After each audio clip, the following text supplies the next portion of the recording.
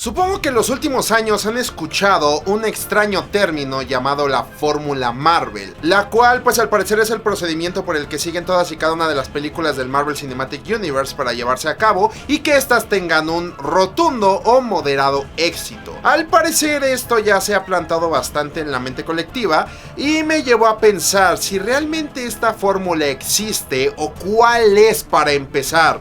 Es decir, es muy común que la gente simplemente agarre y diga que ya que esto es como todas las películas de Marvel. Pero ¿por qué? O sea, ¿qué es lo que hace que todas las películas sean iguales? El aspecto central del que siempre se habla es la comedia, pero bueno, ya abordaremos eso un poco más adelante. Quiero analizar si realmente existe este esquema, esta fórmula, esta maldita ecuación que Marvel realmente pone en un pizarrón cada vez que llega un director o que al mismo Kevin Feige se le ocurre plantear algún nuevo personaje para este universo. Y pues bueno, creo que la manera correcta de hacer esto es dividir realmente esta supuesta fórmula en tres fases, que son las películas individuales, las películas team up y las que son los mega crossovers, en este caso Avengers. Vamos a desentrañar cada una de estas. Primero tenemos las películas individuales. Hay algunas que se salen un poquito de esto en cuanto a que no se parecen demasiado a las demás que conforman, no sé, la fase 1, por ejemplo, Hulk.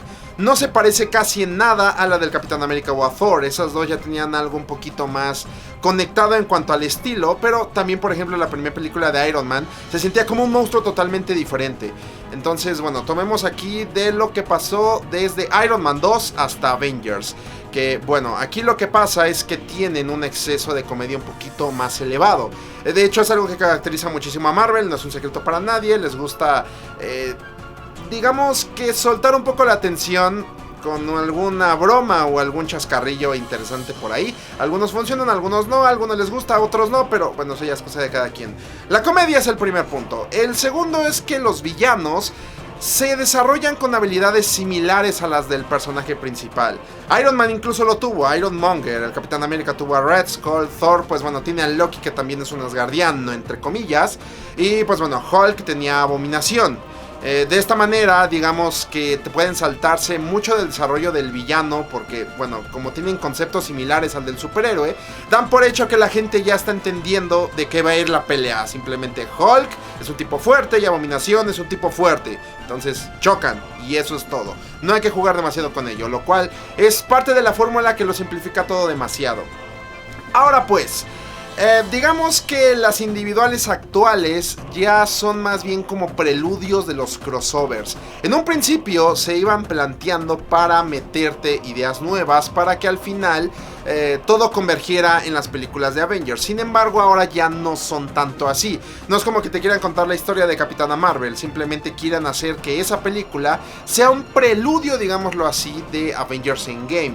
Como también Black Panther, aunque no lo crean, te vendían la película de un modo en el que tú sentías que iba a pasar algo ahí que iba a afectar directamente a Infinity War, aunque al final no fuera así. Así es como están tratando las películas individuales actualmente, ya que de hecho casi no son de este modo. Y bueno, para eso pasemos al otro apartado, a la otra parte de la fórmula, que serían las cintas de Team Up. Estas a partir de la fase 2, creo, si no me equivoco, a partir de Capitán América el Soldado de Invierno, comenzaron a meter de 2 o 3 superhéroes dentro de la misma película para, digamos, hacer un Avengers falso. Esto se hizo más prominente ya en la fase 3 cuando llegaron, pues, no sé, Thor Ragnarok con los Revengadores o bueno, Capitán América Civil War, que se supone que es una película individual, pero en realidad es otro crossover, es otro team up. Y pues bueno, creo que la única que ha salido de este esquema ha sido últimamente Black Panther, que esa sí se enfocó totalmente en su personaje principal y no tuvo intrusión de algún otro héroe externo. Porque por ejemplo dirán Ant-Man, pero ahí metieron a Falcon, tuvo una presencia. Luego en, bueno, Ant-Man y la avispa, pues ya estaba la avispa, o sea, ya son dos, ya no puede sostener la película uno solo. Tiene que haber un momento, al menos como cameo, como aparición estelar, en la que salga un personaje extra de otra película.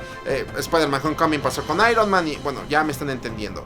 Entonces, estas cintas de team up se generan obviamente con la interacción de dos superhéroes o dos personajes principales, ya que al parecer después de lo que sucedió con Iron Man 3, la gente se preguntaba, güey, pero ¿por qué Iron Man no llama a S.H.I.E.L.D.? ¿Por qué no llama al Capitán América? ¿Por qué, no sé, por qué no llama a Hulk y destruyen al Mandarín y se libran de pedos? A pesar de que uno dirá, bueno, es que ese güey quería arreglar sus problemas por sí mismo, realmente era algo que estaba en la mente de todos, porque no puede llamar a sus compañeros, y en cambio tuvo que recurrir a las 800 armaduras que se había creado. Pero bueno, esto ya lo arreglaron a partir de la fase 3, ya metiendo pues varios personajes en una sola cinta.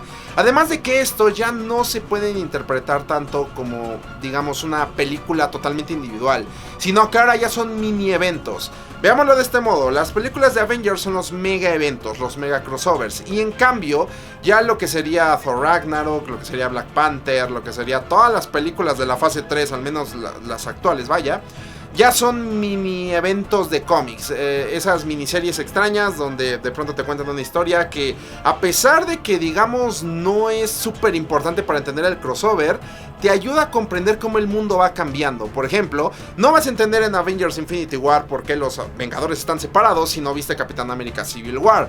No vas a entender por qué ahora de pronto Wakanda se abrió al mundo si no viste Black Panther. No vas a entender la relación de Spider-Man con Iron Man si no ves Spider-Man Homecoming.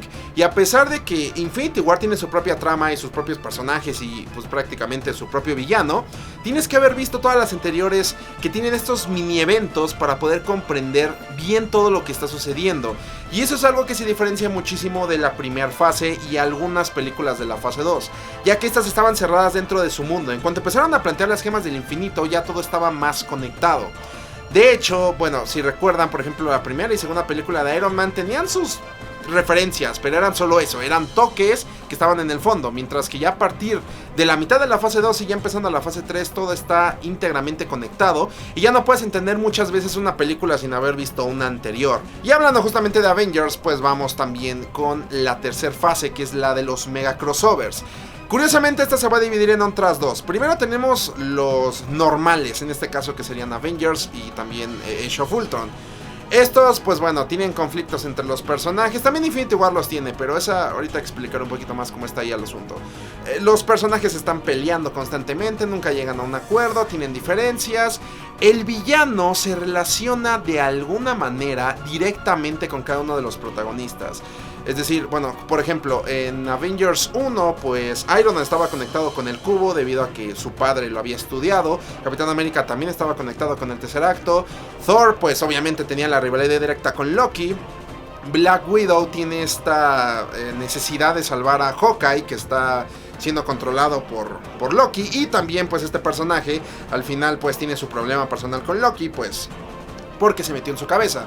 Por lo que de esta manera cada uno tenía un problema personal con el antagonista y eso le daba un poquito de dinamismo y justificaba bien que cada uno estuviera dentro de la cinta. En Age of Ultron esto se diluyó un poco, pero aún estaba presente. Por ejemplo, bueno, Iron Man y Bruce Banner crearon a Ultron, obviamente era responsabilidad de ellos derrotarlo. El Capitán América, pues bueno, parte de su personaje es que tiene algunos problemas con la tecnología, entonces pues bueno, ahí como que no había gran ciencia dentro de ese sentido. Black Widow no estaba tan integrada dentro del desmadre hasta que, bueno, Ultron decide secuestrarla para no sentirse solo. Y bueno, estaban los hermanos Maximoff que pues fueron manipulados por este cuate para tratar de destruir a los Vengadores. Aquí más o menos digamos que tratan de que todo se sienta justificado del por qué cada personaje tiene que estar integrado. En Infinity War ya se usó otra táctica debido a que tuvieron que separar al grupo en tres partes debido a que eran, pues creo que 30 y tantos personajes, o sea, sí eran demasiados, por lo que yo creo que de los rusos fue una idea inteligente tratar de dividirlos, y en ese sentido lo que tuvimos fue que los únicos que tenían problemas directamente con Thanos eran Iron Man, los Guardianes de la Galaxia, Thor y Visión y Doctor Strange, porque por ejemplo Spider-Man él solamente llegó a ayudar. Ese fue otro tipo de crossover que trataron de implementar en esa película. La del mega evento tipo Civil War, en el que pasa algo tan cabrón que se tienen que integrar todos sin excepción, no importa dónde estén.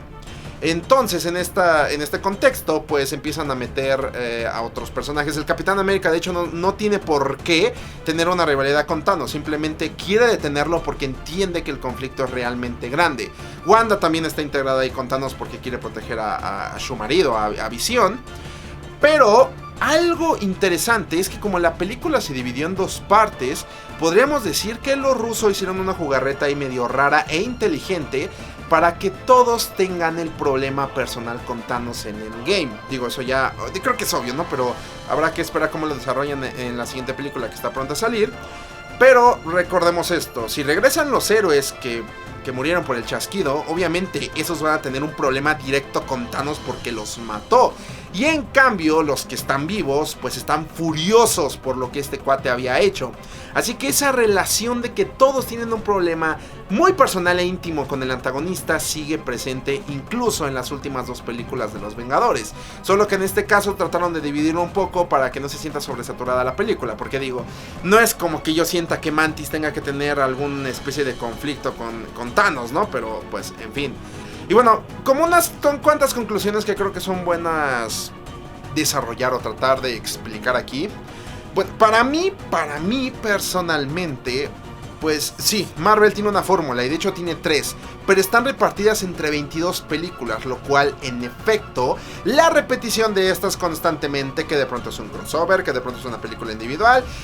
Otro ejemplo, no sé, de pronto en Black Panther tenemos un personaje individual, de pronto en Capitán Marvel tenemos un personaje individual, pero de pronto tenemos la película Team Up de Thor y luego tenemos la Team Up del Capitán América y entonces ahí como que se hace una mezcla. Entonces por eso la gente siente que ya vio la misma película varias veces, porque a pesar de que tienen las 3 malditas fórmulas, las van diluyendo para que no se sientan pesadas y al menos no te dé la sensación de que después de haber visto una, las siguientes tienen la misma temática. Pero realmente sí, en efecto tienen esta sensación de que todas son parecidas. De hecho, el universo cinematográfico en general conlleva muchas limitaciones creativas para los guionistas y para los directores. Obviamente, no sé, John Watts no puede plantear su versión definitiva de Spider-Man porque tiene que atenerse, obviamente, a las ideas que plantea tanto Sony como Marvel para que todo se integre dentro del universo y sea coherente. Pero si él quisiera matar a Spider-Man de una manera más cruel, no puede hacerlo, simplemente porque tiene que respetar la continuidad general. Y esto obviamente hace que Marvel tenga que contratar directores dispuestos a ser moldeados. De hecho, si recuerdan, Edgar Wright, que iba a dirigir Ant-Man y que bueno, él fue el que dirigió Scott Pilgrim contra el mundo, se retiró de la película porque no le daban esas libertades con Ant-Man. En cambio buscaron a otro director que pues se atañera un poquito más a lo que ellos querían. Esto obviamente es bueno y malo porque digo, ayuda a que el universo esté conectado, a que se sienta todo parte de un mismo universo. Y eso yo creo que es lo que a la gente le ha gustado tanto y lo sienten tan innovador. Sin embargo, yo creo que un pequeño problema, por no decir que es enorme, es que Marvel no asume riesgos. Sí hay una mínima posibilidad de que su producto deje, no sé, de tratar de vender solamente y erradican algunos problemas. Como bueno, fue el caso de Black Panther, donde lograron algo sobresaliente que hasta fue nominado al Oscar. Pero estos cuates tratan de evitar totalmente todo riesgo para seguir vendiendo. Un caso fue justamente el de Joss Whedon, que bueno, para quien no lo sepa, debido a que la era de Ultron no tuvo los resultados esperados, lo que hicieron estos cuates fue de inmediato quitarlo y traer a los hermanos rusos que les habían dado un, digamos, éxito o algún reconocimiento increíble con El Soldado de Invierno, y de inmediato le dieron la confianza a esos cuates para que dirigieran Infinity War. Es decir, estos tipos no se van por los riesgos, ellos quieren lo seguro de inmediato. Por supuesto, esto hace que las películas de Marvel carezcan de identidad propia. Quien sí tiene un pequeño rostro dentro del universo compartido son los personajes en sí y el universo como un ente. O sea, tienen que ver el universo cinematográfico como un ser, una persona que cada uno de sus órganos es una de las películas. Pero cada una de estas no tienen una característica que las fije realmente como algo sobresaliente por sí solas. Es decir, Honestamente, Capitana Marvel para mí no es una película increíble fuera del universo cinematográfico. Así como también, no sé, la primera película de Capitán América tampoco lo es. Las de Thor menos. O sea, si no fuera porque son parte de un universo compartido, a la gente no les gustarían tanto. Y esto obviamente pues genera muchos problemas. Porque pues genera esta sensación de que estás viendo una y otra vez la misma cosa. Debido a que tienen tan integrado todas estas cintas al mismo universo y a que se siente como un solo ser, pues te da como la impresión de que a pesar de que tienes al protagonista distinto con una personalidad, pues vaya que no se asemeja demasiado a las de otros superhéroes, pues no es como que realmente te den el feeling de que es algo diferente. Algunas tienen identidad, eso hay que decirlo. Por ejemplo, obviamente las de Avengers se han sabido separar bastante y ya son lo que la gente más espera. Las de Guardianes de la Galaxia, al menos la 1 llegó a pegar muy fuerte. La primera de Iron Man, la del Increíble Hulk. Y bueno, las dos últimas del Capitán América se sienten más distanciadas de todas las demás. Pero estamos hablando de solamente esos contados casos dentro de 22 películas. Solamente las individuales y los team up en su mayoría se sienten como pequeñas piezas para ir armando el siguiente crossover, como si esas fueran realmente las únicas que valen la pena, pero aguas, porque si no ves las anteriores no vas a comprender casi nada. Aún así hay que reconocerle algo a estos cuates, y es que tienen un estándar mínimo de calidad, es decir, no sé, la película de Ant-Man y la Avispa a mí se me hizo muy insípida, la película de Doctor Strange a mí también se me hizo muy X, y aún así son cintas que si las pasan en la tele no tendré problemas en ponerlas. O sea, las disfrutas, te echas un buen rato, son palomeras, pero eso es todo. O sea, tienen estos güeyes un nivel, una bandera tan marcada que no pueden irse para abajo, pero tampoco es como que permitan demasiada experimentación para tratar de ir hacia arriba. Es decir, Marvel yo lo siento muy conformista actualmente. Quién sabe qué sucede después de Endgame, pero pues bueno.